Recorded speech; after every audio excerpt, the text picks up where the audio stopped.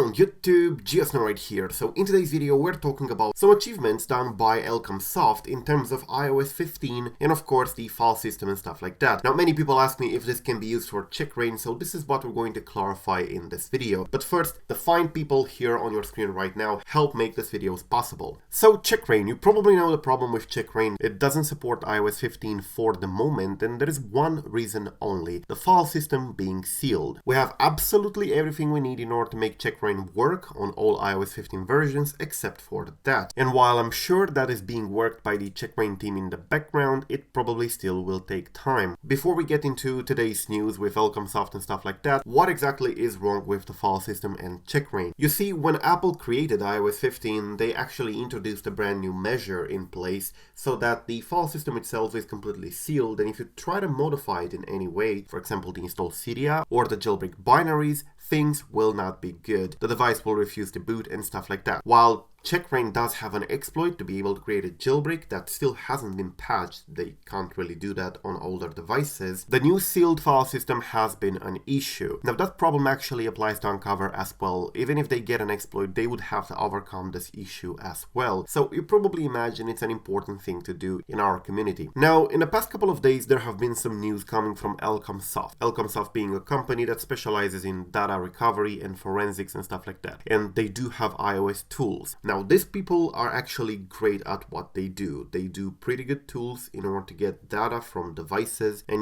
extract the whole file system, which contains everything, including your photos and music and whatever. Recently, they posted this, quote, full file system acquisition on Apple A11 to A13, which is iPhone 8, 10, 10R, 10s, SE 11, running iOS 15 is coming. And they posted a picture with what seems to be their toolkit, their tool in here, which definitely shows the device connected and the file system being imaged, which is usually something you do for forensic purposes if you want to examine what was on a device, what content a device had. You probably know iOS devices are particularly hard to get this content from because they usually are encrypted by the SAP or Secure Enclave processor, which uses your passcode in order to generate a key and stuff, and Face ID and whatever, so it's not an easy feat. But then they also posted this, iPhone 10 keychain and full file system acquisition is also coming, supporting iOS from 11 to 15.3, which by the way at the moment 15.3, as you can see on my website idevicecentral.com, is the latest version available and the only version signed, aside from the betas. By the way, iOS 15.2 beta is still signed. You should probably save the blobs for that. So they posted this, a picture with their tool again, and they do get the file systems and everything that is necessary in there, including the baseband data, the system partition, the data partition, which is basically the var partition containing all the user data, and they also get the key bags they seem to unlock by booting SEP or Secure Enclave processor. That's actually interesting and pretty hard to do. Even with Checkmate, which is the exploit behind CheckRa1n right here, it's what powers CheckRa1n in the first place, this is still hard to do. You still need a lot of research to do that, especially the SEP part. So what they did in here is legit, and what they did in here is actually quite great. Now, can this research be used for CheckRa1n? Maybe, but not for remounts. I don't believe that this is a remount because they do not have to remount anything in here. You can see exactly what kind of mounts they have. Now, for what they need to do, which is forensics, they do not need to write anything to the device. That will be destructive to the